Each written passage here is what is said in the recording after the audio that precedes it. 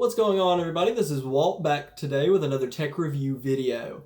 Now today I'll be talking about the Note 8. Now this is an amazing phone that was released about 2 years ago, and I actually picked it up in April of last year, so I've had this phone for about a year now, and it has treated me perfectly as my daily driver. This is an amazing phone, and we're going to talk a little bit more about it. This phone's sporting a 3300 milliamp hour battery that is both more than the iPhone X and the Pixel 2, but is actually superseded by the Pixel 2 XL. Now, with some heavy use on this phone throughout the day, such as leaving Bluetooth on for my earbuds, listening to Spotify, texting, browsing the internet, checking my YouTube app, I end up with about 20 to 30% left on my battery when I get home at night, and that's when I'll throw it on the charge for the next day. Now, if I don't really use the phone throughout the day, I can actually get about 2 days use out of a full charge, which is pretty awesome. Now, there are some performance modes that you can change, which turn down the resolution, turn off some apps, and you even have emergency mode, which turns off everything but text and call. And this will preserve your battery for many days and even up to a week on emergency mode, which is really awesome. But now that that's over, let's talk about this processor. Now this phone is an absolute powerhouse with its octa-core AP that comes in the 2.3 and the 2.35 GHz models. This phone also comes with 6 GB of RAM, which makes the processing power on this phone just ridiculous. It shreds through simple tasks like text messaging, calling, checking your email, web browsing. Shreds through all of those, it's no problem. When you move on to things such as photo editing, which are a little more processor intensive, you still get no hiccups. The whole thing is just silky smooth. I love editing on this phone. It's just amazing. Now gaming on this phone, because as we all know, I'm a bit of a gamer, so I'm gaming on my phone. It's really smooth. Now, if you game for a while, it does start to heat up the phone, and this causes some lag with the phone even after the app is closed. You can feel a little bit of lag while you're using the phone normally, and I feel like this is due to thermal throttling. The phone really heats up during gaming, and so I feel like that causes some performance issues. From what I understand, the Note 9 kind of fixes this problem due to its liquid cooling system, which I think is a bit mislabeled and confusing, but it is a really cool technology, and it seems to have fixed the problem that the Note 8 has with gaming. Now, you can also get a variety of storage options on this device that include 64 GB model, 128 GB, and a 256 GB model. Now, whichever one you get, you can actually upgrade the storage due to the SD card slot on the top of the phone. Now, this SD card slot can accept SD cards as big as 512 GB. So you can have a massive amount of storage on this phone. Honest to God, I could max out my phone and have more storage on it than I did on my first laptop, which is pretty cool. Moving on to the I/O and buttons on this phone, on the left side of the phone you get a volume rocker, and you also get the Bixby button, which we'll talk about my feelings on that in a minute. On the right side, you get the lock button. On the bottom of the phone, you get a USB Type-C charging port that supports fast charging. You also get a headphone jack, which is so nice to have these days, and you get a bottom-facing speaker. On the top is your SIM card and SD card tray, and on the back, you actually get a fingerprint scanner. Now, the location of this fingerprint scanner is right next to the camera, which I do not enjoy at all. It is very uncomfortable, and truly I don't use the fingerprint sensor all that much. Now on the Note 9, I have seen that they moved it underneath the camera, which I think will lead to a much better experience on this phone. But all in all, the I/O on this phone is pretty nice, especially with that headphone jack. Now the Note 8 is sold with what Samsung markets as its Infinity display. Now most of the phones of this line are attributed with that same display. This particular device has a 6.3-inch screen with an 18.5 by 9 aspect ratio. Now this phone is huge, and it is wonderful for watching anything from YouTube, Netflix, even reading on it's wonderful for just the fact that the phone is huge. Now it also has beautiful color and just amazing quality on it that can be attributed to its Quad HD Plus Super AMOLED display.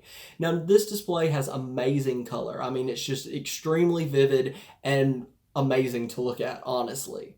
Now, when you're switching through apps or opening up your app drawer, it is super smooth. There's no lag, there's no stuttering. It's just a very smooth experience all through. You don't get any hiccups really when you're just browsing the phone or swiping through screens. Super cool. Now, a really awesome aspect of this screen is that you can actually turn down that Quad HD resolution and downgrade it so that you can save yourself a little bit of battery life, which personally I do on the daily because I'm not always watching YouTube on this device, so I'm not always taking the full use out of the resolution I have. So I might turn it down to FHD once in a while just to save myself some battery throughout the day. Moving on to what is the biggest and the smallest marketing point of this phone, we're going to talk about the S Pen. Now I'm going to throw a little bit of technical jumble right up here while I talk about some of the real life experience. Now there are some major things you can use this S Pen for. First of which is what Samsung calls its live message. Now you can write on this phone in multiple different animations, colors, fonts, and you can actually record yourself writing it and it'll turn it into a GIF that you can send to anyone. You can send through email, text, you can post it somewhere, and it's just a really neat little aspect of the phone. Now another thing is the Smart Select feature. Now Smart Select is super cool. You can actually create a GIF from a video if you wanted just by selecting the portion of the screen that you want to be a part of your GIF. You can also just select random things on your screen or do a selective screenshot, which is super cool. Now another really cool thing is when your phone is locked, if you pull out the pen, you can actually take a quick note on the black screen of your phone. It'll pop up with a very dull like white text that says you can write a memo here or something like that. And you can take a quick note and put the pen back in and it'll actually save it to your notes on your phone without you ever unlocking it. So that's really cool if you've got like a idea for a super cool YouTube video about the Note 8. Or if you need to write down a grocery list real fast and don't have time to unlock your phone. This is definitely an aspect you might use. Now, personally, out of all the reasons you could use the S Pen, my favorite is definitely Samsung Note. Now, Samsung took their Notes app and really just flawlessly integrated it with the S Pen. As you can switch from text to notebook paper to just a blank sheet of paper that you can write on, and you can change your font or the thickness of your pencil. You can also change the color of it, and it's just a really cool experience. Personally, I use it to make to-do lists, like when I have a lot of assignments due and I need to make sure I get them all done that day.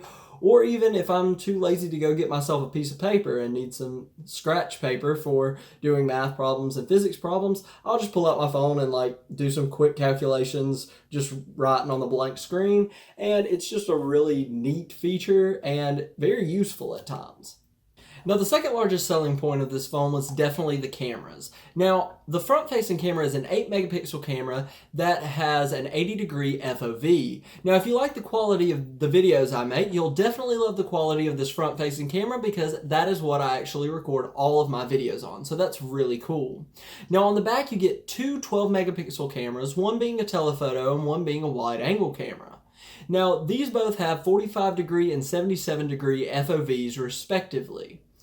Now, these cameras are beautiful not only for pictures, but for video. Now, they can take 4K video at 30 FPS, 1080p video at 60 or 30 FPS, and 720p video at 30 FPS. Now, another amazing thing about these cameras is the video digital image stabilization, which basically when your video taping or you're taking pictures, it'll kind of stabilize it so that you're not shaky. Now, I kick the desk that I'm recording this with my phone setting on all the time, and it stabilizes the video really well. I can personally speak from experience on this. Now, there is a 2x optical zoom and a 10x digital zoom on this camera, so you can get some really clear pictures that you can zoom in on and they still remain extremely clear. And it's just amazing. You also get the continuous autofocus function on these videos, which is super cool as well. Some extra features to mention about the Note 8 is, for one, it's IP68 certified, which according to Samsung means that it is both protected from dust ingress and it's water resistant. Now, this is up to 1.5 meters for 30 minutes in fresh water. Now, this is very important because it does not mean chlorine, it does not mean salt water. It is only fresh water. I've made this mistake before and lost a phone because of it. So please make sure that you're using your phone only in fresh water. Now, another really cool thing about this phone is the security. It is absolutely amazing on this device. Now, it's got the normal password pin and pattern like normal phones have, but it also has a fingerprint scanner, an iris scanner, and facial recognition, which is amazing. Now, what's really cool about these security options is you can lock certain apps and even files in your, or notes in your Samsung Notes app. Now, personally, what I use this for is my girlfriend's Christmas list I will lock with my eyes so that I'm the only one who can unlock it so she doesn't accidentally stumble on what she might be getting for Christmas, which is super cool. Now, one other feature to mention about this device is the audio. Now, the audio on this device is really, really good. It's got some really poppin' bass and it's got some nice highs on it as well, and that's really cool considering the only speaker on it is the bottom-facing speaker. Like I've said, I love this phone, but that's not to say that there aren't some drawbacks to it. Now, like I said earlier, this phone does heat up while gaming, and that is really annoying because it can cause your phone to lag out for a bit afterwards until it cools down. Like I said, I do believe this is due to thermal throttling and think it will be fixed by the liquid cooling in the new Note 9, so that's really awesome. Now, the second issue with this phone is not going to be an issue to everyone. Personally, I don't really mind it much, but this is an extremely large phone. It weighs in at about 195 grams or 0.45 pounds, and its dimensions are 6.4 by 3 by 0.34 inches. So it's a huge phone. There are even some pants I have that the phone doesn't fully fit in the pocket, and that's kind of annoying, but the pros outweigh the cons in my opinion. And the last thing that I would have to complain about this phone is the one thing that everyone complains about this phone and this whole line of phones, is that the Bixby button is terrible. It's not that the button itself is terrible, it's just I don't like Bixby. And I really wish that Samsung would allow us to change the programming for that button. Now, personally, I found a program on the Play Store that allows me to remap it to the Google Now newsfeed thing, but it's kind of glitchy and it'd just be much nicer if it was built into the operating system of the phone. So Samsung, I beg you, please remap the Bixby button or let us do it ourselves. Not through some third-party app, but through the operating system. Thanks for watching this episode of Tech Theory. Now, if you liked it, make sure to leave a thumbs up. Now, if you didn't, do the other thing, but we'd rather you not do that. Now, I haven't mentioned this in my last 3 videos, but we actually link all the products in the description. Now, if you go to those links and you buy that product, it actually helps us here at Tech Theory out by sending us some money through the Amazon Affiliates program. So definitely check out those links below. And you can actually see below me that we have some social media links, Instagram, Facebook, and Twitter. Make sure to follow us there. We're posting new content and we're posting updates on the videos all the time. So make sure to check us out on all 3 of those links. I hope you enjoyed it. Make sure to like, subscribe. Have a good one.